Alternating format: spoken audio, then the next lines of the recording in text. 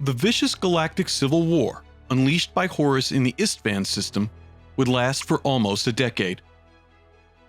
The Primarch of the Sons of Horus had shattered 3 Space Marine legions himself at Istvan V. His strategic maneuvering would embroil many of the other Loyalist legions in conflicts that kept them bogged down for years far from the throne world.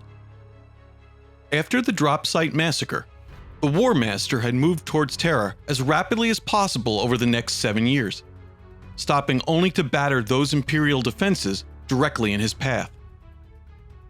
He had defeated Imperial armies at the Coronid Deeps, on Moloch, and at Beta Garman, emerging from those great and bloody victories even higher in the favor of the Chaos Gods, and granted ever more of their power. The time had come to begin the final drive on Terra, and end the reign of the Emperor of Mankind. Yet Rogal Dorn had done an extraordinary job preparing the defenses of humanity's homeworld. The Sol system had been divided into 5 overlapping spheres under the control of the Imperial fleet. This had kept attempts at infiltration by traitor forces to a minimum. Mars had been lost to the rebels in the Mechanicum, but the Red Planet was effectively blockaded by the Loyalists after its fall. The so-called Dark Mechanicum had not been allowed to infect others with its treachery. 3 Space Marine legions loyal to the Emperor would meet the forces of the Warmaster, including the Blood Angels, the White Scars, and Dorn's own Imperial Fists. At their side would stand nearly 2 million troops of the Imperial Army, several Titan legions, and the ever-faithful Legio Custodes and Sisters of Silence. But despite all his preparations, Dorn knew these forces weren't sufficient. The Praetorian of Terra could only hope that the defenders would hold the walls of the Imperial Palace long enough for reinforcements to arrive. Facing them were 8 of the 9 Space Marine legions who had sworn allegiance to Horus. Only the Alpha Legion was not present, having first mapped out the defenses of the Sol system for Horus before being redeployed to interdict the arrival of Loyalist reinforcements.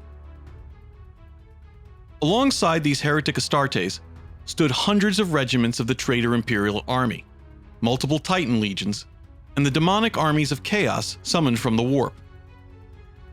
The situation for the Imperium was, in a word, desperate.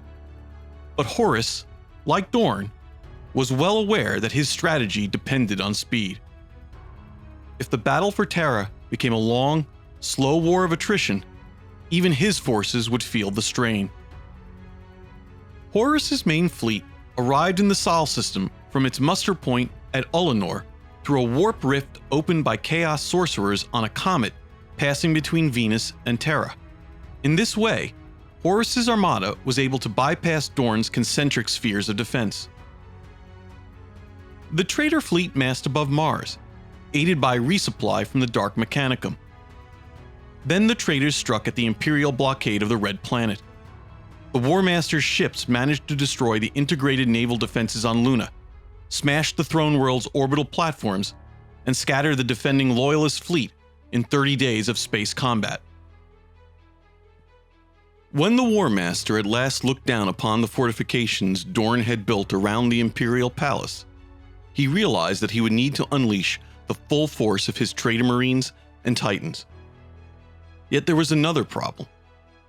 The Imperial Palace complex was protected by a potent, nearly impenetrable energy shield called the Aegis. Even worse, the Emperor's presence on the Golden Throne prevented demons and those traitor Primarchs who had become demon princes from manifesting on the surface of Terra, similar to how he held them at bay within the confines of the Webway. To begin to neutralize this defense, Horus and Magnus the Red projected themselves into the warp to combat the Emperor's psychic influence.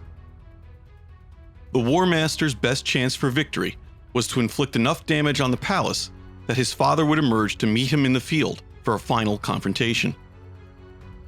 If the Emperor was slain, the Imperium would fall to its new master. The Bombardment of Terror began on the 13th day of Secundus. The traitor ships unleashed wave after wave of missiles and deadly directed energy beams. Horus's aim was to cripple the defenses surrounding the Imperial Palace complex so that he could land his full invasion force and begin the siege. Aboard Horus's flagship, the Vengeful Spirit, the Warmaster remained largely comatose, his mind in the warp, seeking to weaken the Emperor's power. At the same time, Magnus the Red and the leader of the Word-Bearers contingent at Terra, Zardu Layak, conceived a ritual to eliminate the Emperor's psychic barrier around the palace. If the traitor forces spilled enough blood across Terra, this would serve as a potent sacrifice to the Dark Gods that would empower their demonic forces to overcome the Emperor's will. In accordance with this strategy, the traitors launched savage assaults on most of the Throne World's other major population centers, including London, New York, and Brasilia. On the 7th day of Quartus, the first Astartes-led assaults on the Imperial Palace began, after weeks of attacks by cannon fodder troops such as Chaos Cultists and Mutants. Amid the intense planetary bombardment, waves of traitor drop pods and transports were launched from the orbiting fleet. Once the pods slammed to Earth, a mass of heretic Astartes belonging to the Death Guard and commanded by the Primarch Mortarion erupted from them. But the Death Guard had been changed during their transit through the warp to Terra. Afflicted with one of Nurgle's horrific warp-spawned plagues, they had fallen to the service of the Plague God. They had become Plague Marines, bloated, stinking, walking corpses in decaying power armor who were extremely difficult to kill. The Death Guard charged the waiting Imperial defenders, roaring the name of Horus and unleashing their bolters and other disease-encrusted weapons. At the same time, the Dark Mechanicum under the command of the traitor fabricator General Kelbor Hal slammed 9 Arch Mechanicus battleships into the surface of Terra around the circumference of the Imperial Palace. The vessel's own energy shields and sheer bulk allowed the rest of the traitor legions to establish their first real footholds on the plateau surrounding the palace complex. The Dark Mechanicum began to construct siege engines and land traitor titans at these footholds for the start of the traitors' ground offensive. It was on the 15th day of Quartus that the traitors moved to both weaken the Emperor's psychic defenses and the Aegis energy shield so they could invade the Imperial Palace proper. As it literally began to rain blood, marking the start of Magnus and Zardu Layak's ritual of global sacrifice, 8 massive artillery pieces constructed around the sites of the beached Arx Mechanicus and outfitted with warp-bane weaponry opened fire on the palace structure. This up-close bombardment with these specially prepared cannons finally weakened and overloaded the Aegis enough that the traitor artillery began to impact upon the palace fortifications themselves, causing massive damage. All of the traitor legions present at last began a concerted ground offensive against the palace, led by the savage assault of Angron of the World Eaters, whose pent-up berserker frenzy was unleashed from orbit upon the terrified Loyalist defenders. The traitors' first objective was to silence the ground-based defense lasers and capture the primary spaceports that were part of the outer Imperial Palace complex. But as the battle began to rage, a final betrayal was unleashed upon the servants of the Emperor. Many units of the Imperial army that had pledged loyalty to Terra declared themselves for Horus just as the traitor Marines made planetfall. Whether due to a prior arrangement or the whispered temptations of chaos and the propaganda broadcasts from orbit of the traitors, these troops turned their weapons against their fellow soldiers. In the wake of this unexpected treachery, and the continued weakening of the Emperor's psychic barriers due to constant assaults in the warp by Horus and Magnus, the Lion's Gate and later the Eternity Wall spaceports fell to a massive traitor assault commanded by Perturabo of the Iron Warriors. With the landing fields in the Warmaster's hands, Horus was able to get more of his corrupted Chaos Titans and armored war engines into the fight, and the Emperor had been weakened by the traitors' psychic assaults and global ritual to the point that demons could now manifest on Terran soil. Soon the plateau surrounding the Imperial Palace was swarming with traitor troops and vehicles. The mortal servants of chaos were joined by a mass of demonic legions summoned by cultists brought down from orbit. If any had ever questioned the nature of Horus's true patrons, all doubts were dispelled as the warp vomited forth these foul children of the dark gods. The great horde attacked the palace walls, driven by the commands of the traitor Primarchs and the dark ambition of Horus. Day by day, the siege of the Imperial Palace wore on, as the casualties rose into the hundreds of thousands on both sides. Chaos Titans blazed at the walls, specially constructed missiles ripping great chunks from the masonry. The defenders were slowly forced back, foot by torturous foot. The palace's outer walls were riddled with a maze of endless corridors, and the passages were soon blocked with bloated corpses as the fighting intensified.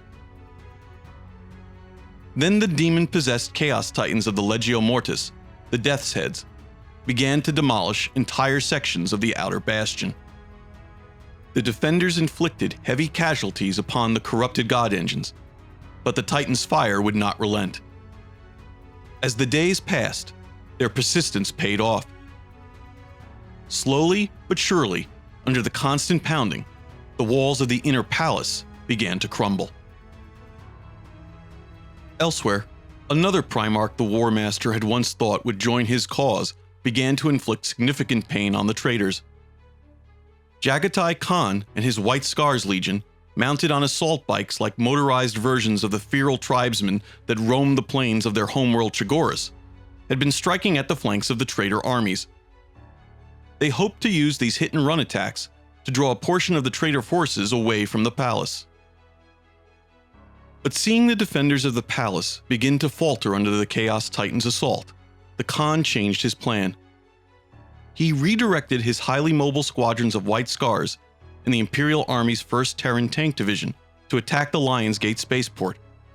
Jagatai's attack, made at dawn with the sun at his Space Marines' back, caught the unprepared traitor garrison by complete surprise. It reclaimed the spaceport for the Imperium, though a similar attempt to retake the Eternity Wall spaceport failed. The White Scars repelled several frenzied counterattacks from the traitors, before the Khan ordered the spaceport's defense lasers to open fire at the unprotected traitor dropships as they attempted to land. The Primarch's plan worked perfectly, cutting the flow of the traitors' troops and vehicles to the Imperial Palace in half at a single stroke. Most importantly, the White Scars and the Loyalist tankers had bought Terra's defenders that most precious of commodities: time. Realizing that the Loyalist strategy of delay was paying off, Horus ordered Perturabo, the Primarch of the Iron Warriors Legion, to take full command of the assault on the Imperial Palace. The Iron Warriors were the greatest siege masters in the galaxy. If there was a way to pierce the defenses erected by Rogal Dorn, Perturabo would find it. The Warmaster's confidence proved well placed. Perturabo decided to order a subterranean assault using tunneler drills to undermine the foundation of the inner palace's walls. At the same time, he had the Legio Mortis' Chaos Titans, led by the infamous Emperor Titan Diaz Irae, unleash a simultaneous bombardment against the bastion with their city block-sized macro cannons. It did the job. As the walls of the inner palace crumbled into ash, the heretic Astartes and their Titan allies flooded into what had once been the palace's gardens. They were met by a golden armored host of the Legio Custodes, who fought with such ferocity and efficiency that the horde of traitors and demons was at first pushed back. However, the Custodians' numbers simply proved too few to hold their ground. The Emperor's Praetorians were ultimately forced to retreat to the Loyalists' last line of defense at the Ultimate Gate, the entrance to the Sanctum Imperialis, where the Emperor sat upon the Golden Throne. But the traitors' losses proved so great that the Chaos Titans were unable to continue because of the sheer number of corpses that had piled up on the blood-soaked ground. As the traitor forces advanced on this final obstacle, the Primarch Angron of the World Eaters stood before the Ultimate Gate. He demanded the Loyalists surrender saying they were surrounded, cut off from the rest of Terra, and defending a ruler unworthy of their loyalty. By this time, Angron had been transformed into a demon prince of the blood god Khorne. His terrifying new form and hideous visage would have led many of the defenders to lose heart and surrender were it not for the presence of Sanguinius, the angelic Primarch of the Blood Angels Legion, atop the gate. After their victory over the demons of Cygnus Prime, the Blood Angels had answered Rogal Dorn's astropathic call to return to Terra. With the aid of the Ultramarines and the Dark Angels, they carved a passage through the ruin storm in the Imperium following the destruction of the world of Davin, where the heresy had first begun. They had arrived just in time to bolster the Imperial Palace's defenses alongside Dorn's Imperial Fists. The angelic Primarch only gazed impassively at his blood-soaked brother, and gave no answer to Angron's challenge that anyone could hear, though it was an answer all the same.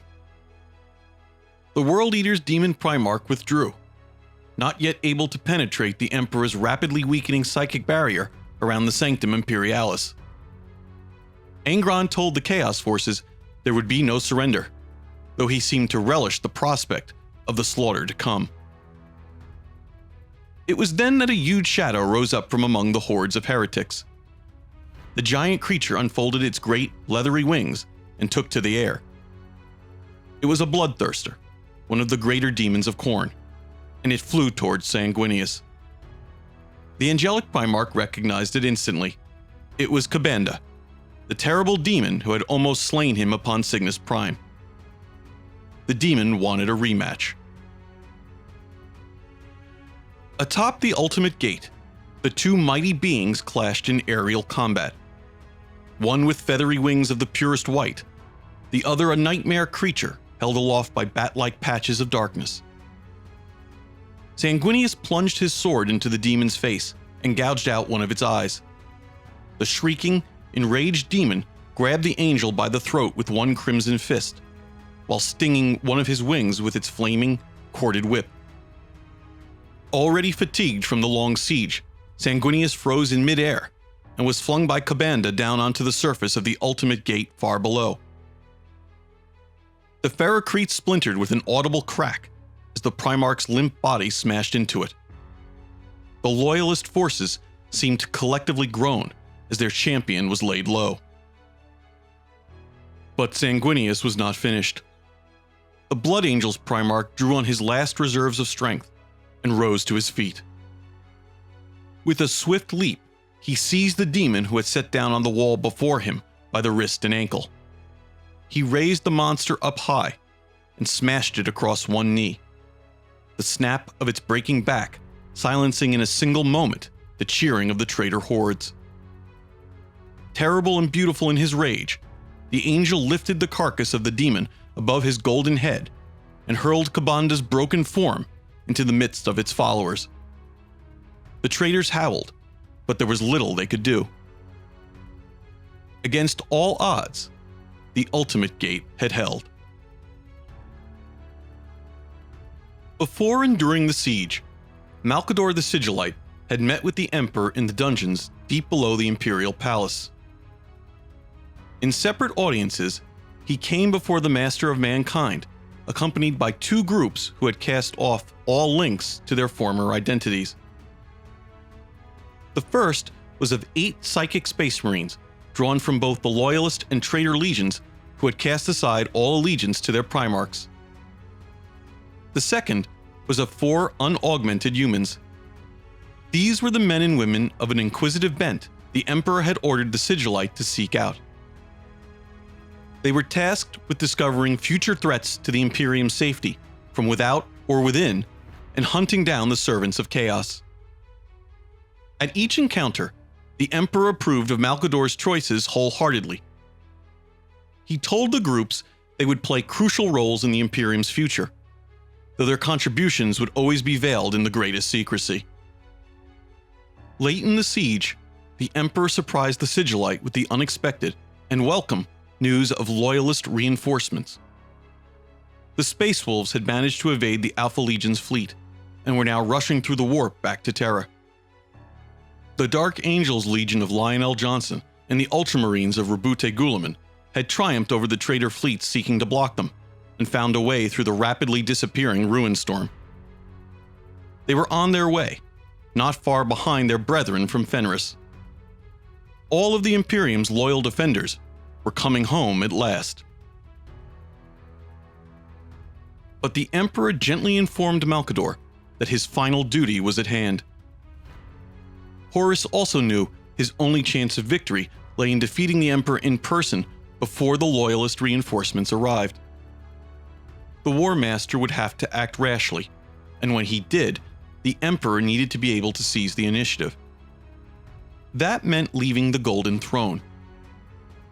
Only a Psyker of near equivalent strength, a Psyker like Malcador, could take his place. Only Malcador had the strength to use the Golden Throne to maintain the psychic wards of the Shattered Imperial Webway and the Sanctum Imperialis. Only Malcador could prevent the demons of chaos from flooding into the Imperial Palace and allow the Chaos Gods to snatch victory from the jaws of defeat. Without hesitation, the Sigillite made clear he would take up the burden, though he knew the strain would claim his life. Centuries before, Malcador had pledged himself to the Emperor in their shared pursuit of a dream, the restoration of humanity's rightful place among the stars. They were the last to remember the greatness mankind had once known and could yet achieve again. From the beginning of their journey together, Malcador had always been willing to make the ultimate sacrifice to protect that goal. He would not shy now from that duty to protect all they had built. The Emperor smiled at his ever-faithful servant. It would not be long now, for both Horus and his father knew the truth. The Warmaster would never set foot upon the sacred soil of Terra. The Master of Mankind would be going to him.